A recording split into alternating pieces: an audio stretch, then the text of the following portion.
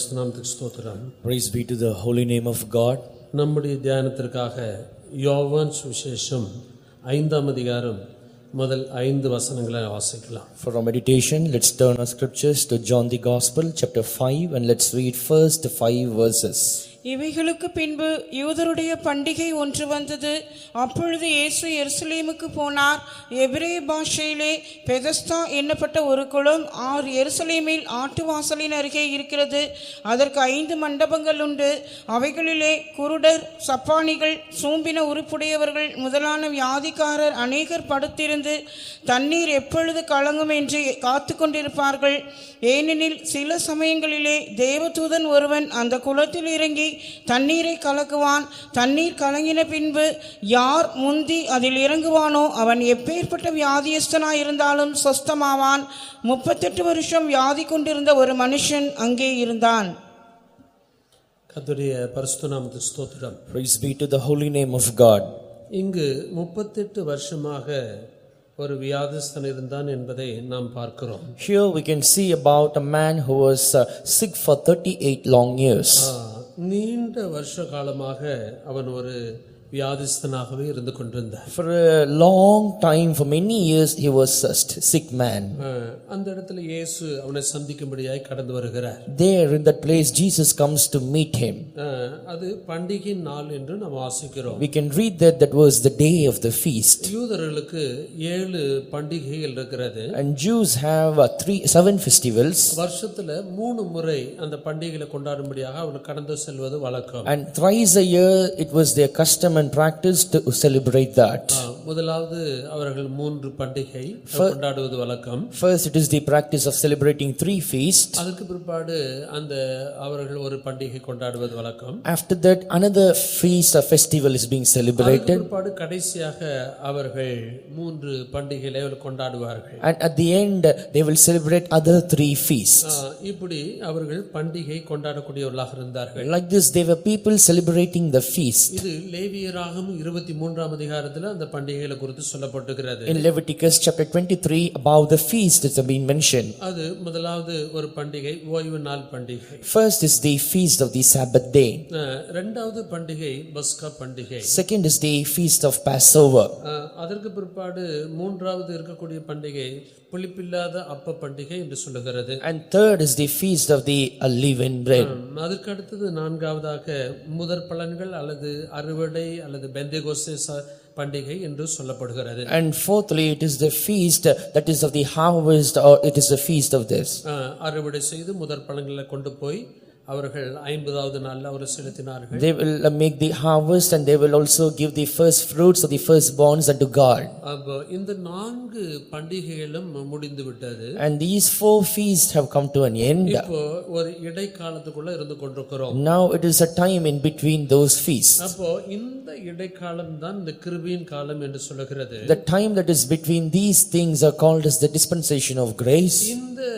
இந்த இடைக்காலத்துல நம்மை ஆயத்தப்படுத்திக் கொள்வதற்காக அந்த யூதருடைய பண்டிகைகளும் கூட இந்த 4 பண்டிகைகள் முடிந்த பிற்பாடு ஒரு நீண்ட இடைவெளி, அதற்கு பிற்பாடு தான் அந்த 3 பண்டிகைகள் இருக்கிறது. And after the end of these 4 feasts, there will be a long gap, and after that other 3 feasts will be celebrated there. அப்போ இந்த லாங்கா நமக்கு கொடுக்கப்பட்டிருக்கிற இடைவெளி நாம் ஆயத்தப்படுவதற்காக, நாம் விடுதலை பெற்றுக் கொள்வதற்காக, நாம் எல்லாம் பரிசுத்தப்படுவதற்காக, ஆண்டவருடைய வருகைக்காக நாம் ஆயத்தப்படுவதற்காக கொடுக்கப்பட்டதான இது ஒரு இடைக்காலமாக இருக்கிறது. And this is a medieval period, a long gap, a long time given that we might be delivered and we may be prepared unto the coming of God. அதற்கு பிற்பாடு எக்கால பண்டிகை இருக்கிறது. Next is the feast of the trumpets. அது எக்கால பண்டிகைன்னு சொல்லுகிறது. அவர்கள் ஜனங்களை தேவ சமூகத்தில் கூட்டி சேர்க்கும்படியாகவும் யுத்தத்துக்கு புறப்படும்படியாகவும் எக்கால ஊதப்பட்டது. Feast of the trumpets means they were used to gather the people together and prepare themselves for the battle. எக்காலம் என்று சொல்லும்போது மத்திய ஆகாயத்தில் தேவ ஜனங்களை கூட்டி சேர்க்கக்கூடிய ஒரு பண்டிகை. Trumpet is a feast or the festival where the people of God are gathered in the mid-year. அது ஒரு பெரிய ஆரவாரத்தோடு சந்தோஷத்தோடு மகிழ்ச்சியோடு நம்ம கொண்டாட்டத்தோடு அவரை சந்திக்க போகிறோம். We are going to meet him with a great rejoicing, with a loud voice and sound. அதற்கு பிற்பாடு பாவ நிவர்த்தி பண்டிகை என்று சொல்லுகிறது. And next it is the feast of the remission of sins. அப்போ ஆண்டவருடைய வருகைக்கு பிற்பாடு கைவிடப்பட்டதான யூதர்கள் அவர்கள் இயேசுவை சிலுவையில் அறையப்பட்ட அந்த காரியத்தை கண்டு அவர்கள் புலம்பி அவர்கள் அழுது அவர்கள் மனஸ்தாபப்பட்டு மனம் திரும்பக்கூடிய ஒரு காலங்கள். And these are the days after the coming of God. The Jews will repent that they have crucified Jesus on the cross of Calvary. They have to repent for those things. அது அந்த உபத்திரவ காலத்தில் அவர்கள் முத்திரையிடப்படுவார்கள். ஒரு கூட்டம் அவர்கள் பாதுகாக்கப்படுவார்கள். அன்றைக்கு எல்லாரும் இயேசுவை கொலை செய்து விட்டோம் என்று மனஸ்தாபப்படக்கூடிய ஒரு காலமாக இருக்கும். Time of tribulation, all will be tormented. One group of people, they will be sealed and they will cry, weep, and they will repent as they have murdered Jesus. அந்த 7 வருஷ உபத்திரவ காலம் முடிந்த பிற்பாடு கூடார பண்டிகை என்று இருக்கிறது. அது இஸ்ரவேல் ஜனங்கள் வனாந்தரத்தில் கூடாரங்களில் தங்கினார்கள். அந்த கூடார பண்டிகை என்று சொல்லுகிறது நமக்காக ஆயத்தமாக்கப்படுகிற ஒரு 1000 வருஷ அரசாட்சியை காட்டுகிறது. After the 7 year of tribulation period, it is called as the feast of tents or tabernacles. People of Israelites were dwelling in the tents in rest. This denotes the 1000-year or millennial reign that has been prepared for us. அப்போ முதல் 4 பண்டிகை, ஓய்வு நாள் பண்டிகை, பஸ்கா பண்டிகை, புளிப்பில்லாத அப்ப பண்டிகை, பெந்தேகோஸ்து பண்டிகை, இதெல்லாம் முடிவடைந்து விட்டது. And the first 4 feasts, the feast of Sabbath, the feast of Passover, the feast of unleavened bread, and the feast of all these things have come to an end. இப்படி யூதர்களுடைய பண்டிகையில ஒரு பண்டிகையில இயேசு கிறிஸ்து அந்த 38 வருஷமாக இருந்ததான அந்த மனிதனை சந்திக்கும்படியாய் கடந்து போனார். Amidst the feast and the days like this, in one of the days of the feast, Jesus Christ went forth to heal a man who was ill for 38 long years. அந்த பண்டிகை பெந்தேகோஸ்து பண்டிகையாக இருக்கிறது. And that feast is the feast of Pentecost. அப்போஸ்தலர் நடபடிகள் 2ஆம் அதிகாரத்தில் வரும்போது அவர்கள் பல நாடுகளிலிருந்து அவர்கள் எல்லாரும் கூடி வந்தார்கள். In Acts the Apostle chapter 2, when we come there, we can see that people were gathered from different lands and nations. ஏறக்குறைய 16 நாடுகள், More or less from 16 countries they were gathered there. பல இடங்களிலிருந்து அங்கு தேவனை ஆராதிக்கும்படியாக, தேவனுக்கு பண்டிகை கொண்டாடும்படியாக அவர்கள் கடந்து வந்தார்கள். Therefore we can see that from different places, from different countries, people came there to worship and do service unto God. அப்பொழுதுதான் பல விதத்தில் பல தேசத்திலிருந்து கடந்து வந்தவர்கள், அவர்கள் பல பாஷைகளை பேசிக் கொண்டிருந்தவர்கள் அந்த இடத்துல பரிசுத்த ஆவியை அவர்கள் பெற்றுக்கொண்டார்கள். Therefore people, those who are found in different places, those who were speaking in different languages, they came to the same place and received the anointing of Holy Spirit. அப்ப இந்த இயேசு கிறிஸ்து கூட அந்த யூதருடைய பண்டிகையாகிய ஒரு பண்டிகை என்று சொல்லக்கூடிய பெந்தேகோஸ்தே பண்டிகை, எல்லா ஜனங்களும் கூடி வரக்கூடிய ஒரு பண்டிகையில் தான் அந்த இயேசு அங்க கடந்து வந்தார். Therefore Jesus also, he came to the place where all were gathered in one of the days of the feast that is called as the feast of Pentecost. அப்படியானால் அந்த 38 வருஷமாக பண்டிகை கொண்டாடப்பட்டது. 38 வருஷமாக ஜனங்கள் எல்லாரும் கடந்து வந்தார்கள், சந்தோஷப்பட்டார்கள், மகிழ்ந்தார்கள், களி கூர்ந்தார்கள், தேவனை ஆராதித்தார்கள். அவள் எல்லாரும் கூடி அந்த எருசலேமில் கூடி பண்டிகை கொண்டாடினார்கள். 38 வருஷம் நீண்ட காலமாக இவருடைய பிரச்சனை அப்படியே இருந்து கொண்டே இருந்தது. If so, the meaning is for 38 long years people came there, they were gathered together, they were celebrating the feast and they were enjoying, but this problem was continuing long for these 38 long years. இப்படி அவன் 38 வருஷமாக இருக்கிற அவனை சந்திக்கும்படியாக தான் இயேசு கடந்து வந்தார். பண்டிகைக்கு கடந்து வந்தது இவனை சந்தித்து இவனுடைய வாழ்க்கையில் அற்புதம் செய்யும்படியாக அவர் கடந்து வந்தார். Therefore Jesus came to that feast after 38 long years because he has to meet this particular man and he has to do a wonder and miracle in his life. அப்ப அந்த கீழே உள்ள வசனத்தில் பார்க்கும்போது அந்த பண்டிகையில் அவர் எருசலேமுக்கு போனார் என்று வாசிக்கிறோம். 2ஆம் வசனம் அதிலிருந்து 2-3ஆம் வசனங்களை பார்க்கும்போது அதுல 5 காரியங்கள் சொல்லப்பட்டிருக்கிறது. And when we read the verses below, we can see that Jesus went to Jerusalem. In verses 2 and 3, 5 things have been mentioned there. 2ஆம் வசனத்தில் வாசிக்கும்போது பெதஸ்தா என்ற ஒரு பதம் இருக்கிறது. In verse 2 we can see a word called Bethesda, குளம் என்ற ஒரு பதம் இருக்கிறது. a word called pool, ஆட்டு வாசல் என்றதான ஒரு பதம் இருக்கிறது. and another gate called as a sheep market gate. 5 மண்டபங்கள் என்று சொல்லக்கூடிய ஒரு பதம் இருக்கிறது. Another word called 5 porches. அதுக்கு பிற்பாடு அவர்கள் அந்த இடத்துல அநேகர் சொஸ்தமாக்கப்பட்டதை பற்றி சொல்லப்பட்டிருக்கிறது. And after that it has been mentioned that many came there and they were healed. இப்படி 5 காரியங்கள் இருக்கிறது. There are 5 things hidden in this. முதலாவது நாம் பார்க்கிறது 2ஆம் வசனத்துல ஒரு ஆட்டு வாசல் என்று நாம் வாசிக்கிறோம். The first word what we see in verse 2 is the sheep market. அப்ப அந்த ஆட்டு வாசல் அருகே தான் அந்த பெதஸ்தா குளம் இருந்தது. அங்குதான் 38 வருஷமாக வியாதிஸ்தனாக இருந்ததான ஒருவன் அங்கு இருந்தான். Bethesda was found in the place called the sheep gate, and a man who was found with the infirmity for 38 long years, he was also found there. அப்போ ஆட்டு வாசல் என்று சொல்லும்போது ஆடுகள் எல்லாம் வந்து தங்கி இருக்கக்கூடிய ஒரு வாசலாக இருக்கிறது.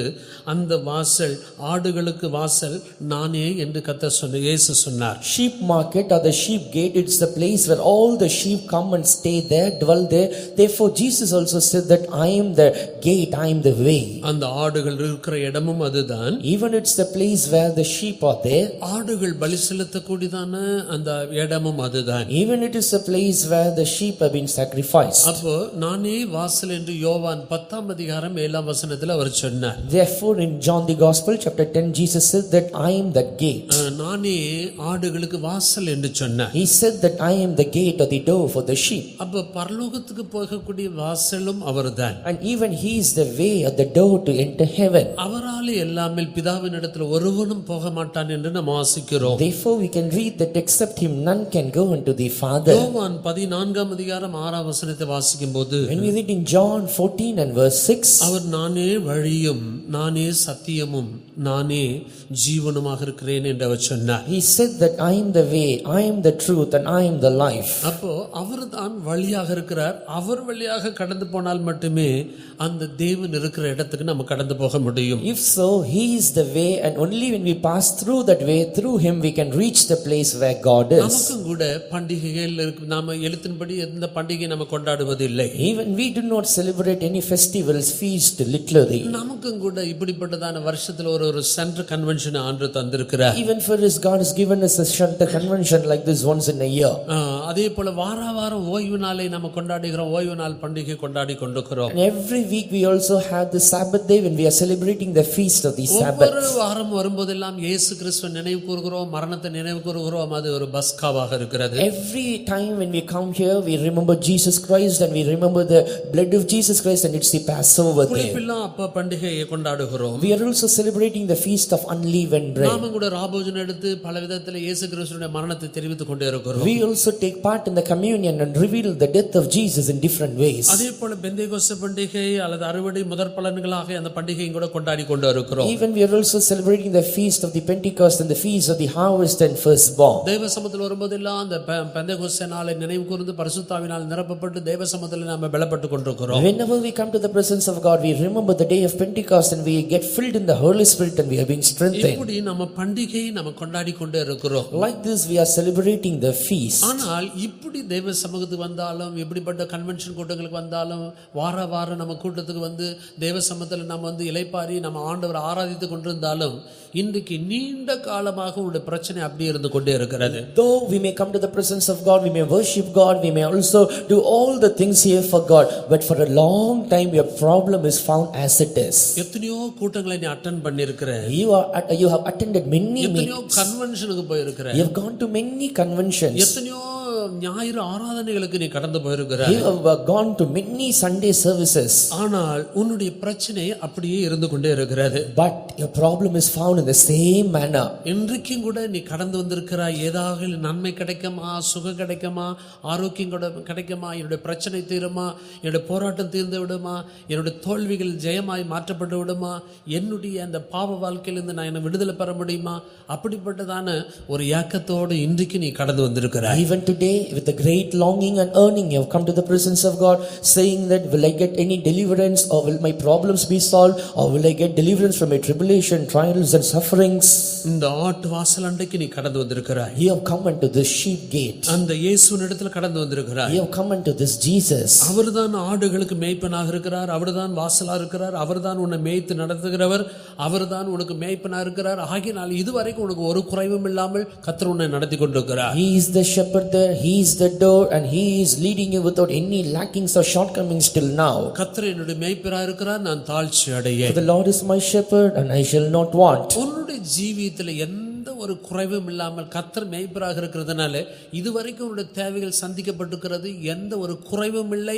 கர்த்தர் உன்னை நடத்துகிறபடினால் குறைவில்லாமல் நீ நடந்து கொண்டிருக்கிறாய். As God was and is a shepherd in your life, all your needs have been met and you are being led without any lackings or shortcomings. ஆனால் உன்னுடைய வாழ்க்கையில் இருக்கக்கூடிய பிரச்சனை அப்படி இருந்து கொண்டே இருக்கிறது. But the problem in your life, it is found in the same state. அங்க சொல்லப்படும் மேய்ப்பரா இருக்கிறனா தாழ்ச்சியடைய அந்த சொல்லுங்க வாண்ட் என்ற ஒரு வார்த்தை இருக்கிறது. எந்த ஒரு குறைவும் இல்லாமல் கர்த்தர் உன்னை நடத்தி கொண்டிருக்கிறார். Therefore, as Lord is my shepherd, I do not have any shortcomings, I do not want or I do not lack anything. ஆனால் பல வருடங்களாக உனக்கு ஒரு வேதனை இருக்கிறது, ஒரு துக்கம் இருக்கிறது, ஒரு தோல்வி இருக்கிறது, ஒரு பிரச்சனை இருக்கிறது. இதுவரைக்கும் உனக்கு சரியாகவில்லை. But for a long time, for many years, there is a problem, there is a sorrow, there is something that is against you, but till now it has not been healed. நீங்க நெகேமியாவின் புத்தகம் 3ஆம் அதிகாரம் முதல் வசனத்தை நாம் வாசிக்கலாம். Let's read Nehemiah chapter 3 and for the first verse. அப்பொழுது பிரதான ஆசாரியனாகிய எலியாசிபும் அவன் சகோதரராகிய ஆசாரியர்களும் எழுந்து ஆட்டுவாசலை கட்டினார்கள். அதை கட்டி அவர்கள் பிரதிஷ்டை பண்ணி அதன் கதவுகளை வைத்து மேயா என்கிற கொம்மை முதல் அனானேயேலின் கொம்மை மட்டும் கட்டி பிரதிஷ்டை பண்ணினார்கள்.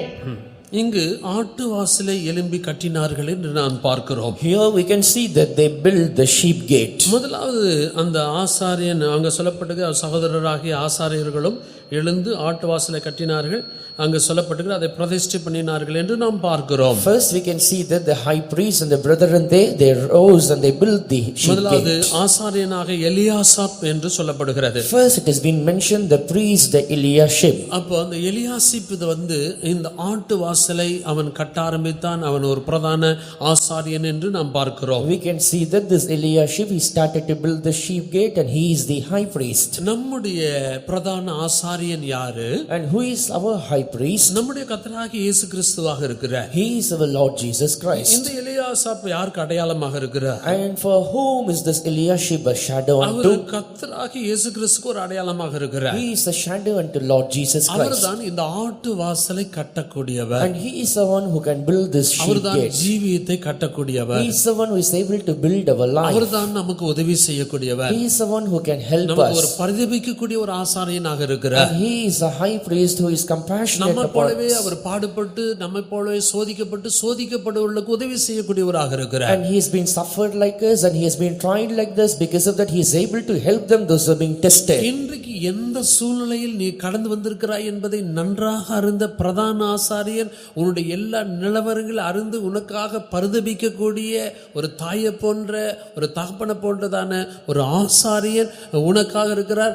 அவர்தான் ஆட்டு வாசலை உன்னை கட்டி எழுப்பக்கூடியவர். அவர்தான். There is a priest for you. He is the high priest. He has the compassion upon you like a mother and father. He has come in our midst and he is able to build the sheep gate. He is able to meet all your needs. அப்போ இந்த எலியாசிப்னு சொன்னா அதனுடைய அர்த்தம் ஒன்னு அவர் பிரதான ஆசாரியன். Eliashib means the first meaning is an high priest. அதுக்கு சரியான அர்த்தம் என்ன? What is the proper meaning for that? அதற்கு God restores என்ற ஒரு வார்த்தை இருக்கிறது. God restores, a word has been given for that. தேவன் இழந்தவைகள் எல்லாம் தரக்கூடியவர். God restores all the things what we have lost. கடந்த காலத்தில் நீ என்னெல்லாம் இழந்திருக்கிறாயோ In the past days whatever you have lost, அவைகள் எல்லாம் திரும்பி தரக்கூடிய ஒரு ஆசாரியனாக அவர் இருக்கிறார். he is a priest who can restore everything what you have கடந்த lost. காலத்தில் உனக்கு வைராக்கியம் இருந்தது. In the past time you had zeal. தேவனுடைய அன்பினால் நிரப்பப்பட்டு வாழ்ந்து கொண்டிருந்தாய். You were living your life being filled with the love of God. சத்தியத்துக்காக உறுதியாக நிற்கக்கூடியவனாக இருந்தாய். You were staying strong for the truth. உனக்குள்ள ஒரு பரிசுத்த வைராக்கியம் இருந்தது. You had a zeal of தேவ holiness. சமூகத்தில் வரும்போதெல்லாம் மகிழ்ந்து களிகூறக்கூடியவனாக இருந்தாய். Whenever you came to the presence of God, you had the power தேவ to. சமூகம் உனக்கு இன்பமாக இருந்தது. The presence of God was sweet unto you. ஒரு காலத்தில் கர்த்தருக்காக ஏதாகிலும் செய்ய வேண்டும் என்ற ஒரு வைராக்கியம் உனக்குள்ள இருந்து கொண்டிருந்தபடினால் ஏதாகிலும் செய்ய வேண்டும் என்று கர்த்தருக்காக சில வைராக்கியமாக ஊழியம் செய்து கொண்டிருந்தாய். Once when you had the zeal that you have to do something for God, you were with the jealousy doing ministries unto God. இன்றைக்கு அவைகளை எல்லாவற்றையும் இழந்து வந்திருக்கிறாய். Today you have lost everything and you have come here. வேதம் சொல்லுகிறது யோவான் 10ஆம் அதிகாரம் 10ஆம் வசனம் வாசிக்கும் போது When we read in John the Gospel chapter 10 and verse 10, திருடன் திருடவும் கொல்லவும் அழிக்கவும் வருவான், ஆனால் அவைகளுக்கு நான் ஜீவன் உண்டாயிருக்கும் பரிபூர்ணப்பட வந்தவன் என்று அவர் சொன்னார். The thief cometh but not for steal, kill and to destroy, but he said, I have come here that they may have life and the life may be abundant. உன்னுடைய வாழ்க்கையில் எத்தனையோ நன்மையான காரியங்கள் இருந்தது, அத்தனையும் பிசாசு கொள்ளை கொண்டு போய் விட்டான். Many good and precious things were found in your life. Devil has stolen everything from your life. இன்றைக்கு சந்தோஷத்தை இழந்து, சமாதானத்தை இழந்து, நிம்மதி இழந்து நீ கடந்து வந்திருக்கிறாய். Today you have lost your peace, your rest, your joy, and you have come here. நீங்க ஆதியாகமம் 13ஆம் அதிகாரம் 11ஆம் வசனத்தை வாசிக்கும் போது, When we read in Genesis chapter 17 and verse 11, லோத்தை பற்றி சொல்லப்பட்டிருக்கிறது, அவன் ஆபிரகாம் விட்டு பிரிந்தான் என்று நாம் வாசிக்கிறோம். and we can read that he was being separated from Abraham. வாசிக்கலாம். 13ஆம் அதிகாரம் 11ஆம் வசனம். அப்பொழுது லோத்து யோர்தானுக்கு அருகான சமபூமி முழுவதையும் தெரிந்து கொண்டு கிழக்கே பிரயாணப்பட்டு போனான். இப்படி அவர்கள் ஒருவர் பிரிந்தார்கள். இந்த ஆபிரகாமை விட்டு ஒருவர் பிரிந்தார்கள் என்று நாம் வாசிக்கிறோம். Here we can read that they were separated from one another. அப்போ அவங்க சொல்லப்பட்டிருக்கிறது, அவன் எல்லாவற்றையும் அவனை பிரிந்த பிற்பாடு ஆதியாகமம் 14ஆம் அதிகாரம் 14ஆம் வசனத்திலிருந்து நாம் வாசிக்கும் போது, அங்கு அந்த அநேக சத்துருக்கள் இந்த லோத்தினுடைய உடைமைகள் எல்லாம் எடுத்துக்கொண்டு போய்விட்டார்கள். லோத்து, அவருடைய ஸ்திரீகள், அவருடைய ஜனங்கள் எல்லாவற்றையும் அவன் கொண்டு போய்விட்டதாக நாம் பார்க்கிறோம். Therefore we can read in Genesis chapter 14 verse 14, after they were separated, after they were divided, enemies came and took all the things whatever Lot had. திருடன் எதை கொண்டு போய்விட்டான்? And as a thief has taken them away, லோத்தை சிறைப்பிடித்து கொண்டு போய்விட்டான். he has captivated Lot and took him. லோத்துடைய மனைவிமார்களை கொண்டு போய்விட்டான். He has taken the wives of ஸ்திரீகள் Lot. ஜனங்கள் எல்லாம் கொண்டு போய்விட்டான். He has taken all the women and children. உண்டான எல்லா பொருட்களையும் கொண்டு போய்விட்டான். He has taken all the things of him. இது ஆபிரகாமுக்கு தெரிவிக்கப்பட்டது. It was announced unto Abraham. கைப்படிந்த ஜனங்களை கொண்டு போய் இழந்த எல்லாவற்றையும் அவன் திருப்பி கொண்டு வந்தான் என்று நாம் பார்க்கிறோம். We can see that he took the armed men and he restored everything and he brought it back. காரணம், அவன் எல்லாவற்றையும் இழந்து போனதுக்கு காரணம் என்ன? What is the reason for him to lose everything? ஆபிரகாமை விட்டு அவன் பிரிந்தான் என்று வாசிக்கிறோம். We can see that he was separated from Abraham. Abraham யாரை காட்டுகிறது? And who is this Abraham shadow நமக்கு மேல unto? இருக்கிறதான நடைத்திப்புக்காரர்களை, பரிசுத்தவான்களை காட்டுகிறது. This Abraham is a shadow unto the leaders, the people those who are above இந்த us. நடத்திப்பை விட்டு Leaving this leading, இந்த சத்தியத்தை விட்டு leaving this truth, இந்த ஐக்கியத்தை விட்டு நீ பிரிந்து போனபடினா, as you have been separated from this இன்னைக்கு truth தேவ சமூகத்தில் கடந்து வந்திருக்கிறாய். and you have come to the presence of God, ஆனாலும் நீ அந்த பரிசுத்தவான்களோடு இருக்கிற ஐக்கியமும் அந்த பரிசுத்தவான்களோடு இருக்கிற அந்த சத்தியத்தோடு கூட இருக்கிற ஐக்கியத்திலும் நீ இங்கு வந்திருந்தாலும் கூட உடைய இருதயத்தில் நீ பிரிந்திருக்கிற நிமித்தமாக நீ அநேக காரியங்களை பிசாசு திருடி கொண்டு போய்விட்டார். though you are found in the fellowship of the saints of God, perhaps you would have also come here, but as your heart is being separated from the fellowship of the saints of God, the devil has stolen many things from your life. மறுபடியும் ஆபிரகாமுக்கு தெரிவிக்கப்பட்ட போது மறுபடியும் அந்த Abraham தான் எல்லாவற்றையும் மீட்டு தருகிறார். Again when it was announced unto Abraham, only this Abraham is restoring everything unto him. அப்படியான அவருடைய வாழ்க்கை கட்டப்பட வேண்டும், இழந்ததை மறுபடியும் திரும்பி பெற்றுக்கொள்ள வேண்டும் என்றால் மறுபடியும் இந்த பரிசுத்தவான்களோடு, இந்த ஐக்கியத்தோடு, இந்த சத்தியத்தோடு இருக்கும்படியாக ஒரு தீர்மானம் பண்ணி கொண்டால் இழந்த அத்தனையும் மறுபடியும் நீ பெற்றுக்கொள்வாய். If you have lost everything and if you have a decision that you may have to restore everything, when you make a decision to be with the fellowship of the saints of God, you can restore everything. முதலாம் Samuel 30ஆம் அதிகாரத்துக்கு வரும்போது, when we come into 1 Samuel chapter 30, தாவீது சிக்லாக்கு வரும்போது அங்கு சிக்லாக்ல இருந்து எல்லாம் அவனுடைய உடைமைகள் எல்லாம், அவருடைய மனைவி எல்லாவற்றையும், அவருடைய ஆட்கள் எல்லாவற்றையும் கொண்டு போய் விட்டதாக நாம் பார்க்கிறோம். we can see that when David came to Ziklag and it was taken as captive, all his wife, children and everybody with him. அப்ப இந்த சிக்லாக்னு சொன்னா அதனுடைய அர்த்தம் என்ன? What is the meaning of the word Ziklag? சிக்லாக் என்று சொன்னால் அதாவது winding அப்படின்னு சொல்ல சுற்றுவட்டம் என்று சொல்லுகிறது. And Ziklag means winding all the distance that is around or compassing us. அவன் பல இடங்களில் போய் யுத்தம் செய்து கொண்டிருக்கும் போது இந்த பிசாசு எல்லாவற்றையும் கொள்ள கொண்டு போய்விட்டான். And in many places where he was fighting, the devil has taken many things as captivating. நாமும் கூட சில காரியங்கள் நல்ல காரியத்துக்காக தான் நாம் போய் கொண்டிருப்போம். சில வேளையில் நாம் இல்லாத நேரத்தில் இப்படிப்பட்டதான சத்துருக்கள் அவனை அவனுடைய மனைவி, அவனுடைய பிள்ளைகள் எல்லாவற்றையும் கொள்ள கொண்டு போய்விட்டார்கள். And even we were also like this. Perhaps David was also like that, and enemies came and took everybody as captives.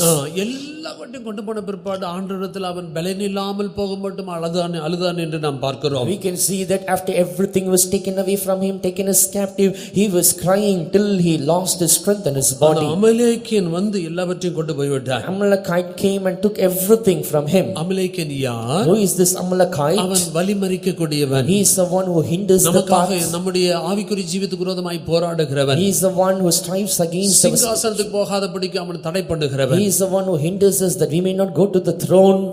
வழிமறிக்கிறவன் என்று சொல்லப்படுகிறது. And he is a hinderer in our way. அதனால இந்த அமலேக்க வல்லமைகள் சில வேளையில் நம்முடைய ஆவிக்குரிய ஜீவியத்துல வந்து குறுக்கிட்டு நம்ம முன்னேறி செல்லாதபடிக்கு நம்முடைய நிம்மதியை கெடுத்து நம்முடைய ஆசீர்வாதங்களை கெடுக்கிற வல்லமைகள் இந்த தாவீதுடைய வாழ்க்கையில் இந்த வல்லமைகள் கிரியை செய்து அவனை உண்டான எல்லாவற்றையும் அவன் கொண்டு போய் விட்டான். Therefore, as a few things are hindering our spiritual life, in the same manner the powers of Amalekites, they came and hindered the path of David, and they took everything from him. அப்ப ஆண்டவரிடத்துல கேட்கும்போது எல்லாவற்றையும் நீ திரும்பி பெற்றுக்கொள்வாய் என்று அவர் சொன்னார். When it was asked into God, and God said, you shall restore everything. அந்த 30ஆம் அதிகாரம் 1 சாமுவேல் 30ஆம் அதிகாரம் 18-19 வாசிக்கும்போது எல்லாவற்றையும் அவன் திருப்பி கொண்டான் என்று வாசிக்கிறோம். 1 Samuel chapter 30 verses 18 and 19, when we read, we can see that he has restored everything. வாசிக்கலாம்.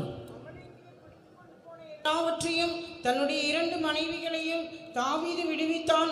அவர்கள் கொள்ளையாடி கொண்டு போன எல்லாவற்றிலும் சிறியதிலும் பெரியதிலும் குமாரரிலும் குமாரத்திகளிலும் ஒன்றும் குறைபடாமல் எல்லாவற்றையும் தாவீது திருப்பிக் கொண்டான். எல்லாவற்றையும் தாவீது திருப்பிக் கொண்டான். David recovered or restored everything. அவருடைய மனைவிகளை திருப்பிக் கொண்டான். அவருடைய சோல்ஜர்ஸ் எல்லாம் திருப்பிக் கொண்டான். எல்லாவற்றையும் அவன் திருப்பிக் கொண்டான். He has recovered his wives, he has recovered the soldiers, and everything he has restored again. இந்த அமலேக்கியன் யார்? Who is this Amalekite? உபாகமம் 25ஆம் அதிகாரம் 17-18 வசனங்களை வாசிக்கும்போது, when we read in Deuteronomy chapter 25 verses 17 and 18, பிரயாணப்பட்டு போகும்போது விடாய்த்து இருக்கிற பலவீனப்பட்டிருக்கிற எல்லாரையும் அவன் வெட்டினான் என்று நாம் பார்க்கிறோம். we can see that this Amalekite has slain all the people in the journey, those who were weak and those who were coming behind the உன்னுடைய camp. வாழ்க்கையில இந்த அமலேக்கியன் எப்போது கிரியை செய்கிறான்? In your life, when does this Amalekite works? நீ பலவீனப்படும் போது, when you become weak, பாளையத்துக்கு பின்னாடி நடக்கும்போது, when you are walking behind the சோர்ந்து camp, போகும்போது, when you become விடாய்த்து போகும்போது, when you are fainted, அதையிறப்பட்டு போகும்போது, when you are discouraged, இந்த வல்லமைகள் சிறைப்படுத்தி அதை கொண்டு போய் விடுகிறது. these powers are captivating you and taking you away. அங்கு பலவீனர் எல்லாம் வெட்டினான் என்று நாம் We பார்க்கிறோம். can see that he has slain all the weak people there. அதனால அருமையானவர்களே, நீ பலவீனப்பட்டிருக்கும் போது, நீ சோர்ந்து போயிருக்கும் போது, விடாய்த்திருக்கும் போது தான் அவன் கிரியை செய்ய முடியும். அந்த தாவீது விடாய்த்திருக்கும் போது அவனுடைய எல்லாவற்றையும் அவன் கொண்டு போய் விட்டான். பலன் இல்லாமல் போக மட்டும் அழுதான். தேவனிடத்தில் கேட்டு எல்லாவற்றையும் அவன் திரும்ப பெற்றுக்கொண்டான். Therefore, children of God, only when you are weak, only when you are fainted, only when you are discouraged, he can take everything away from you. Even in the life of David, when it was taken, he asked God and God restored everything unto him. ஒரு மனைவி Abigail, அது Abigail சொன்ன மகிழ்ச்சி. And one wife was this Abigail, and that meaning is ஒரு காலத்துல உனக்கு சந்தோஷம் இருந்தது, மகிழ்ச்சி இருந்தது, அதெல்லாம் இழந்து போய் விட்டாய். Once you had the happiness and joy, but now you have lost everything. இன்னொருடைய மனைவியுடைய பேர் என்ன? And what is the name of the another wife? Ahinoam என்று சொல்லுகிறது. The name is Ahinoam. அது மனதுக்கு இன்பத்தை தரக்கூடியவள். And it is the one who gives pleasure unto the ஒரு heart. காலத்துல தேவ சமூகம் உனக்கு மனதுக்கு இன்பமாக இருந்தது. Once the presence of God was sweet for you. தேவனுடைய ஊழியம் உனக்கு சந்தோஷமாக இருந்தது. Ministry of God was sweet unto you. உன்னை எப்போதும் ஒரு மகிழ்ச்சியாக சந்தோஷமாக நீ வாழ்ந்து கொண்டிருந்தாய். Always you were living a happy and a joyous இன்றைக்கு life. எல்லாவற்றையும் நீ இழந்த ஒருவனாக நீ கடந்து வந்திருக்கிறாய். Now you have come here losing everything. அதனால அருமையானவர்களே, இழந்த எல்லாவற்றையும் ஆண்டு திருப்பி கொடுக்கும்படியாய் கர்த்தர் இந்த கால வேளையில் சொல்லுகிறாய், விடாய்த்த அனுபவத்தை விட்டு, அந்த பலவீனத்தை விட்டு நீ வெளியே வர வேண்டும். Therefore that God may restore everything unto you, that you may recover everything for yourself. In this morning God says that you have to come out of all your fainted, discouraged state. மறுபடியும் பரிசுத்தவான்களுடைய ஐக்கியத்தில் நீ கடந்து வர வேண்டும். Once again you have to come back to this fellowship of the saints. அப்படியானால் இழந்த அத்தனை காரியத்தை மறுபடியும் தேவன் உனக்கு தர போகிறார். So all the things what you lost, God is going to restore. எல்லாரும் ஒரு அல்லேலூயா சொல்லுவோம். அதனால கர்த்தர் முதலாவது அந்த ஆசாரியன், அந்த பிரதான ஆசாரியா இருக்கக்கூடியவர் வாட்டு வாசலை கட்டுகிறது மட்டும் இல்ல, உடைய வாழ்க்கை கட்டுகிறது மாத்திரமல்ல, இழந்த அத்தனை காரியத்தையும் மறுபடியும் திரும்பி தர போகிறார். Therefore the Lord our God, who is an high priest, not only he is building the sheep gate, but he is going to restore all the things what we have lost in our lives. அங்கு சொல்லப்பட்டிருக்கிறது 23ஆம் சங்கீதத்தில் சொல்லப்பட்டிருக்கிறது உடைய ஆத்துமாவை தேற்றி என்று நாம் வாசிக்கிறோம். In Psalm 23 we can read that he shall restore your soul. Restoreth my soul, அதாவது ஆத்துமாவை நாம் திருப்பிக் கொள்ளுகிறோம். And we are also restoring our soul. நம்முடைய ஆத்துமா மண்ணோடு ஒட்டிக்கொண்டிருக்கிறது. For our soul is being cleaned unto the dust. ஜீவிதத்துல ஒரு காலத்துல வாஞ்சை இருந்தது, விருப்பம் இருந்தது, சந்தோஷம் இருந்தது, மகிழ்ச்சி இருந்தது. இன்றைக்கு இந்த உள்ளான ஜீவியத்துல உடைய ஆத்துமாவில உனக்கு உள்ளான ஜீவியத்துல நல்ல காரியங்கள் இந்த ஆத்துமா கொள்ளை கொண்டு போகப்பட்டிருக்கிறது. Once in your soul, in your life, in your inner life, you had all the joy and happiness, but now your soul have been taken as captive. எண்ணங்கள் நன்றாக இருந்தது, your imagination, வாஞ்சைகள் நன்றாக இருந்தது, your desires, எழுச்சிகள் நன்றாக இருந்தது, all your emotions, விருப்பங்கள் நன்றாக இருந்தது. and all your life, இன்றைக்கு அதெல்லாம் பிசாசு கொள்ளை கொண்டு போயிருக்கிறார். now devil is taking everything as கர்த்தர் சொல்லுகிறார், மறுபடியுமாக நல்ல எண்ணத்தை நல்ல வாஞ்சையை உனக்கு நான் தர போகிறேன். God says that again, I'm going to give the good desire. எல்லாரும் அல்லேலூயா சொல்லுவோம். இந்த பிரதான ஆசாரியன் இப்படி இழந்த அத்தனையும் மறுபடியும் திரும்பி தர போகிறார். This high priest is going to restore everything what we have lost in our life. அடுத்தது அங்க சொல்லப்பட்டிருக்கிறது, அந்த நெகேமியாவின் புத்தகம் 3ஆம் அதிகாரம் 1ஆம் வசனத்தை வாசிக்கும் போது அனானியேல் என்ற ஒரு வார்த்தை இருக்கிறது. In next we read in Nehemiah chapter 3 verse 1 that Ananiel, a word has been mentioned. அனானியேலினுடைய Kombai மட்டும் அதை கட்டி பிரதிஷ்டை பண்ணினாங்கன்னு நம்ம வாசிக்கிறோம். We can see that they built it unto the tower of Hananiel and they consecrated, dedicated it. இந்த அனானியேல் சொன்னா அதோட அர்த்தம் என்ன? What is the meaning of the word called Hananiel? அந்த அனானியேல் சொன்னா தேவனுடைய கிருபை என்று சொல்லுகிறது. Hananiel means it denotes the grace of God.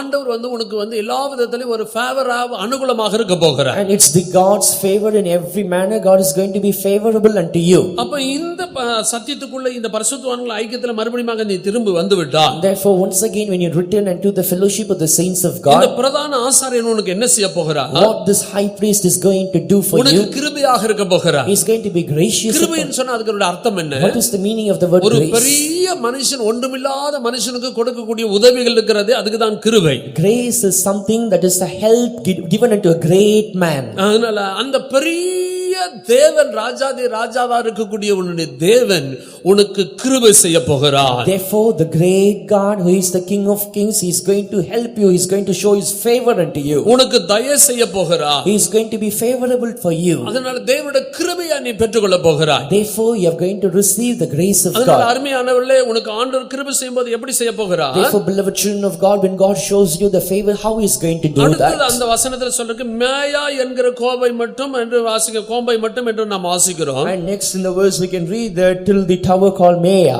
மேயா என்று சொன்னா அதனுடைய அர்த்தம் என்ன? What is the meaning of the word Maya? அதுக்கு 100 100 ன்னு அர்த்தம். The meaning is 100. 100க்கு 100 உனக்கு ஆண்டவர் கிருபை செய்ய போகிறார். 100-fold God is going to be gracious unto 100 you. ஆடுகள் இருந்த ஒரு ஆடு காணாம போயிட்டா அது அவருக்கு திருப்தி இல்ல.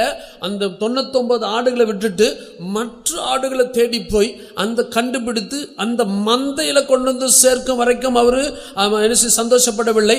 மந்தையில சேர்க்கப்படும் போது ஒரு பாவி மனம் திரும்புகிற நிமித்தமாகி பரலோகத்துல தேவதூதர்களுக்கு முன்பாக ஒரு பெரிய சந்தோஷம் உண்டாகும் என்று சொல்லப்பட்டிருக்கிறது. நீ மந்தையில் சேர்க்கப்படுவது கர்த்தருக்கு ஒரு பெரிய சந்தோஷம். எல்லாம் ஒரு அலையில சொல்லுவோம். அதனால 100க்கு 100 நீ மந்தையில் சேர்க்கப்பட்டிருக்க வேண்டும். Therefore 100-fold you have to be gathered into the flock. நீ 30 இல்ல 60 இல்ல 100க்கு 100 ஆண்டவருக்கு ஏற்றவனாக இருக்க வேண்டும் என்று தேவன் விரும்புகிறார். Not as 30-fold or 60-fold, but 100-fold you should be unto the Lord. விதைக்கிறது குறித்து மத்தேயு 13ஆம் அதிகாரத்தில் சொல்லப்பட்டிருக்கிறது. அதுல 30 ஆகவும் அது 60 ஆகவும் 100 ஆகவும் பலன் கொடுத்தது.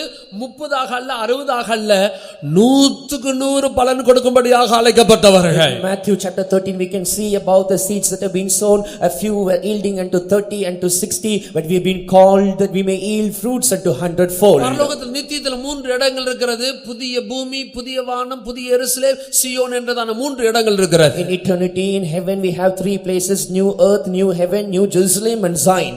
நீ புதிய பூமிக்கு அழைக்கப்பட்டவன் அல்ல. And you are not a person called into new புதிய earth. வானத்திற்கும் அழைக்கப்பட்டவன் அல்ல. Even you are not a person called into new புதிய heaven. எருசலேமுக்காகவும் சீயோனுக்காகவும் அழைக்கப்பட்டவர்கள். You are the people called into new Jerusalem and Zion. 100 இருக்கக்கூடிய அந்த சீயோன் எருசலேமாக மாறும்படியாக அழைக்கப்பட்டவர்கள். You've been called that you might be yielding 100-fold unto Zion and new Jerusalem. இந்த பிரதான ஆசாரியன் 100 நீ பலன் கொடுக்கக்கூடியவனாகவும் 100 பிரதிபலனை கொடுக்கக்கூடியவனாகவும் மாறி நீ சீயோனாகவும் எருசலேமாக மாற வேண்டும் என்ற ஒரு திட்டத்தோடு தான் கர்த்தர் உன்னை அழைத்திருக்கிறார். அதற்காகவே உன்னை கொண்டு வந்திருக்கிறார். This high priest has not called you, God has not called you that you may hear the bear 30 or 60, but you may forgive 100-fold and be called as Zion and New Jerusalem. ஆதியாகமம் 26ஆம் அதிகாரத்துக்கு வரும்போது When we come to Genesis chapter 26, அங்கு ஈசாக்கு விதைத்தான், அவனை கர்த்தர் ஆசீர்வதித்ததினால் 100 மடங்கு பலன் தந்தான் என்று நாம் we வாசிக்கிறோம். can see that Isaac sowed, and as God blessed him, he bore 100-fold fruits. எப்பொழுது அவன் அப்படிப்பட்டதான ஆசீர்வாதத்தை பெற்றுக்கொண்டான்? When did he receive such a முதல் blessing? 2 வசனங்களை வாசிக்கும்போது அந்த ஈசாக்கினுடைய அந்த ஆபிரகாமின் நாட்களில் உண்டான அந்த பஞ்சத்தை இல்லாமல் பின்னும் ஒரு பெரிய ஒரு பஞ்சம் தேசத்தில் வந்தபோது, அப்படிப்பட்டதான பஞ்சம் வரும்போது ஒரு பெரிய ஆசீர்வாதத்தை தேவன் In கட்டளையிட்டார். Genesis chapter 26, we can see that such a great blessing, it was at the time of a great famine, more than the days of Abraham. அப்படி 100 அந்த பஞ்ச காலத்தில் அவன் ஆசீர்வாதமாகவும் எல்லா தேவைகளையும் பெற்று 100 ஐஸ்வர்யம் உள்ளவனாக மாறினதுக்கு காரணம் என்ன? What is the reason that at the time of famine, at the time of plague, he received 100-fold blessing and he was blessed? அந்த 2ஆம் வசனத்தை வாசிக்கும்போது அவனுக்கு தரிசனமாய் நீ எகிப்துக்கு போகாமல் நான் உனக்கு சொல்லும் தேசத்திலே குடியிரு என்று சொன்னார். In verse 2, we can see that you shall not dwell in Egypt, you cannot go there, but you have to dwell in the place what I show thee. அங்க எகிப்துக்கு போகாமல் என்ற வார்த்தை ஆங்கிலத்தில் வித்தியாசமா சொல்லி இருக்கு, வாசிப்பா. Not going down into Egypt. Going down in Egypt ன்னு சொல்லி இருக்கு. கீழே இறங்கி போகிற அந்த வாழ்க்கை உனக்கு இருக்க வேண்டாம். எகிப்துக்கு போக வேண்டாம். மறுபடியும் விட்டுவிட்டதான காரியத்தில் சிக்கிக் கொள்ள வேண்டாம். அந்த going down, நீ கீழே இறங்கி போகிற அந்த வாழ்க்கை இல்லாம நான் காண்பிக்கும் தேசத்துல, நான் காண்பிக்கும் இடத்துல, தேவனுடைய காரியத்துல முன்னேறி சொல்லக்கூடிய வாழ்க்கையில் இருக்கும்போது நீ 100 பலன் கொடுக்கக்கூடியவனாக நீ மாறுவாய். God says that you shall not go down into Egypt, that is that you shall not go down into your problems, but you have to stay in the place what I show into you. Because of that you can bear 100-fold. யாராவது நீங்கள் கீழே இறங்கி போகக்கூடிய எகிப்தின் வாழ்க்கை இருந்தால் இன்றைக்கு கர்த்தர் சொல்லுகிறார், நீ எகிப்துக்கு போகாமல், கீழே இறங்கி போகாமல், ஆவிக்குரிய ஜீவியத்தில் இதை தாழ்ந்து போகாமல், கீழே இறங்கி போகக்கூடிய வாழ்க்கையை விட்டு நீ மேலே தேவன் காண்பிக்கக்கூடிய அந்த இடத்துல குடியிருக்கும் போது, அந்த வாசம் பண்ணி கொண்டிருக்கும் போது உன்னை 100 உன்னை ஆசீர்வதித்து உன்னை நான் மேன்மைப்படுத்துவேன் என்று கர்த்தர் சொல்லுகிறார். God says that thou shall not go down into Egypt, but if you stay in the place what I show unto you, you shall go forward in your spiritual life and you can bear 100-fold. எத்தனை பேர் விசுவாசிக்கிறீங்க? ஈசாக்கு ஆசீர்வதித்தது போல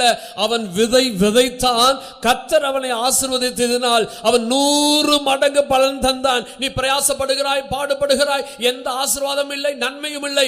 காரணம் நீ எகிப்துக்கு போகக்கூடிய, இறங்கி போகக்கூடிய ஒரு வாழ்க்கை இருக்கிறதுனால தேவன் உன்னை ஆசீர்வதிக்க முடியவில்லை.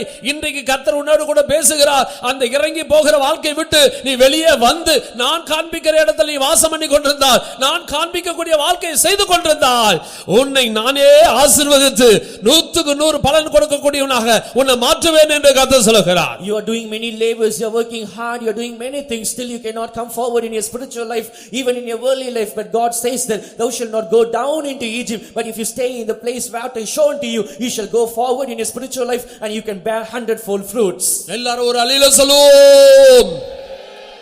அதனால அந்த கீழே இறங்கி போகிற வாழ்க்கை விட்டு நீ மேலே வரும்போது உன்னுடைய ஆசாரியன் 100 கிருபை செய்து 100 உன்னை ஆசீர்வதித்து உன்னை மேன்மைப்படுத்த போகிறார். Therefore, if you do not do a life not going down, your priest is going to bless you. He is going to bless you unto 100-fold and you are going to bear fruits like that. இரண்டாவது அந்த யோவான் 5ஆம் அதிகாரத்தில் வரும்போது இரண்டாவது ஒரு குளம் இருக்கிறது.